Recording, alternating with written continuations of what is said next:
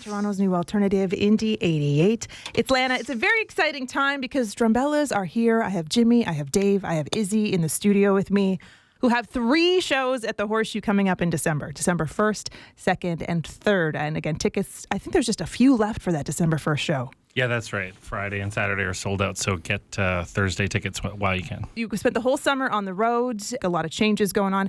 How was everything? Yeah, it's been great. We've had so much fun playing across Canada from, I don't know, province to province. That's a Canadian thing to say, but we've really just gotten a chance to play places we never had played before, like Whitehorse, and hit up some of our favorites, like Winnipeg Folk Festival. So it's been really great. I heard you broke a record in the Yukon as well. Oh, They did say that in the paper. Oh, this is news to me. Tell me what it was. Yeah, it was like a crowd. More people than ever were at this event in this small spot in the Yukon. Oh, obviously. Yeah. So for sure, we're huge in the Yukon. Amazing. Okay, so now again, we've gone coast to coast, basically playing to these massive crowds, and now you're back at the Horseshoe, which is one of those places where it usually begins for bands. Can you talk about what it's like to go back to the Shoe coming up in December? I have extremely good memories of playing at the Horseshoe. I mean, not even just in the Strumbellas where we've played many, many times, but in my little high school bands where the Horseshoe gave us a chance, to drive in from the suburbs and play, and we were so excited. So it's like a really, really special place. Couldn't think of a better place we'd want to do this kind of smaller club show. Fantastic. I know it's the 75th anniversary of the Horseshoe as well, so it's a great celebration to bring you back. As a band who plays to thousands of people constantly, you just had this massive tour across the country. Going to such an intimate setting, do you prepare your sets differently to interact with your audience in that way? What is that like? Yeah, we were just talking about this, about just kind of taking the opportunity to connect with the audience in a different way and have that more intimate connection. And also just, it's so fun to play a couple shows at the same venue night to night and say, how can we make each night a little special and a little different? And that's a challenge and something fun we haven't been able to do in a while. Mm-hmm. When it comes to Jimmy, I'm curious because, of course, you're the latest addition to Strumbellas. Yeah. And singing. Yeah. Well, there have been some changes moving forward. It's exciting that this is a pretty amazing established band. You're just jumping on stage. What was it like to what was that process like, first off, and then can we talk about your first show? Yeah, very, very sort of nervy, but then they're just super friendly human beings that kind of welcome me right in. Because it was a bit of a daunting audition phase and stuff like that, and going through a process and then not hearing back for a bit was I was like, it was a really nice, friendly gesture and compliment, but I didn't get it because the last audition, I think I was popping and squeaking because of a sickness that I had. Do you remember the first phone call we had? What I remember is that we contacted Jimmy and we're like, let's have a call and chat about it. And then he's like, hey, do you mind if my songwriting partner joins? And I'm kind of like, yes, I do. I do mind. Sorry. Get him to hang up right now.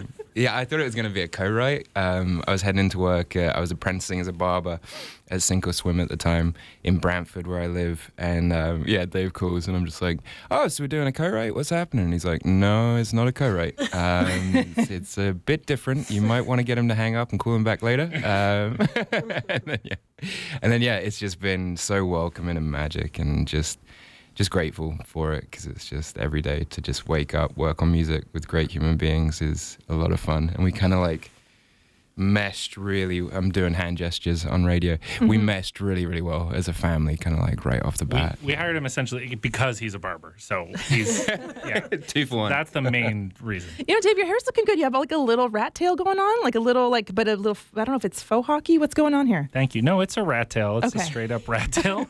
It looks like the backside of a rat is coming out of my neck, but it's intentional. It's good. As soon as I said it, I thought, oh no, what happens if he doesn't want me? What happens if I got the look wrong?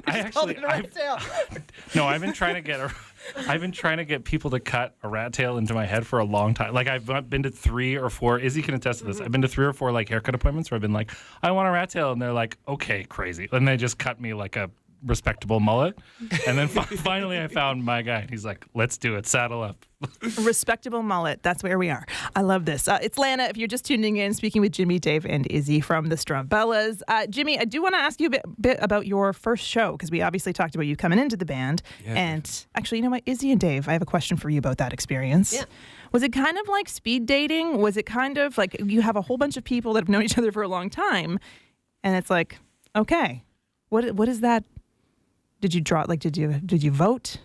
Was there a test? Yeah, I mean, a lot of it. I mean, anyone who's in a band can attest to the fact that like 95% of the job is just spending time together and in a van or a bus or in the green room. And so a lot of it was just, talking to people and seeing if we felt like the personalities fit and sort of slowly whittling it down from a longer list to a smaller list. And Jimmy was one of the first people we talked to. And then we're like, we better keep looking. Like, we can't just like pick one of the first people we talked to. But then it turns out we could. So, yeah. Jimmy, is it weird that I'm having them talk about picking you? No, I'm enjoying it. It's kind of like I'm a fly on the wall, just being like, how did it go down? Okay, so I know I'm talking a little bit about the past, but we're kind of catching up as it's been a couple of years, at least, since we've seen you here at Indie88. What was your first show like then, Jimmy? Jumping on stage, can you bring us back? It was intense. We actually did. It was more of a corporate gig that we did, so it was nice because it wasn't as pressured, because most of the people there are kind of like they're pleasant, they're nice, they're respectful, but they're just kind of catching up and chatting and flirting with each other. So it was nice to be kind of like background noise to it and kind of have a dry run of these tunes in front of people. And yeah, it went well. It was a lot of fun, and it was in Whistler, which was magic as well too. So I was just like, oh yeah, just going out for a first gig in Whistler. So fair. It was surreal and beautiful, and yeah, it was nice. I've never gripped my guitar so hard in all my life. Kind of like, oh, okay, gotta do this right. Here we go. Yeah, good memories in the Fairmont Ballroom C. All right. When it comes to, so Dave and Izzy, when it comes to band favorites performing live, when you have someone new join in, does that change? Do you have like a new favorite songs and new performances that you lean into?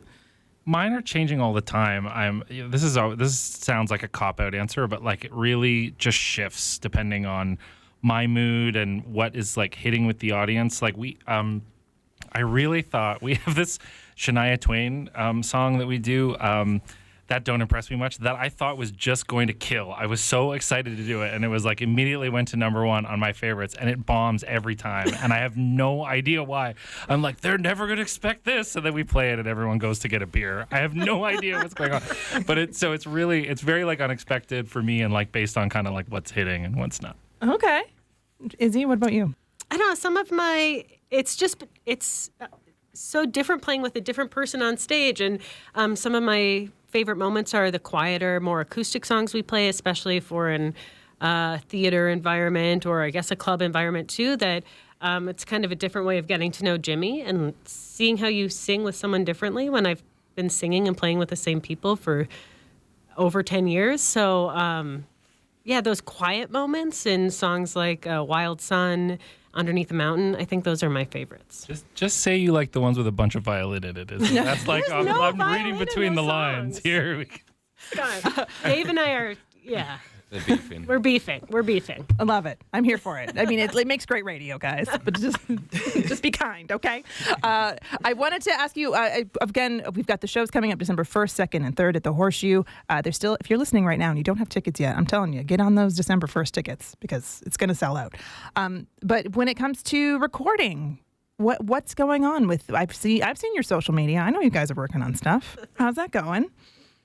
It's exciting. It's yeah, we're getting in the room with different people and just kind of like, it's nice because there's not like a lot of pressure on a timestamp of when this stuff's coming kind of thing. So we have a lot of time to really make 42 versions of the same song and kind of like have votes and go through it. But no, it's fun. It's always nice. And what's helpful as well too is it kind of builds the chemistry in a way as well with all of us, because we're kind of like, it's a very intimate process writing with somebody, because you could put out an idea and it's the absolute worst idea on the planet, and it's just kind of like being like, maybe we put that over here next to the pile that you've made of really bad ideas, and being gentle and nice and warm with it. Yeah, we're learning like is Jimmy like a don't say anything about the bad ideas kind of guy, like just like and then keep going, or is he a like that's a bad idea kind of like how, you gotta learn these things about each other. Has there been anything that's been in the bad idea pile though that you've taken out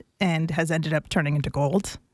I mean, well, not I mean, maybe the one thing that comes to mind is that Salvation, the chorus of that song had been around for like 10 years before we recorded it. There's definitely things that we can't get to work that like hang around, and you're sort of like, is this any good? I can't tell, and it's not and then it like hangs around, it sort of comes back, and people try it a different way. I think the chorus of that song was originally a verse in another song, and so there's definitely like stuff that kicks around, but like I think the really bad, like the 10 out of 10 bad ideas usually stay in the pile. Okay, noted. Well, you know what? You gave me a really great excuse to get Salvation queued up, so that's great. Thank you so much for taking the time. It's been wonderful to see you in the studio again, and we can't wait to see you at the Horseshoe coming up in December. Yeah, thanks for having us. Thank you so much. Cheers. And again, don't you forget, when you have new music, you got to let us know, okay? Yeah. Okay. It's come. Here's the Strumbellas. Here's Salvation on Toronto's new alternative, Indie88.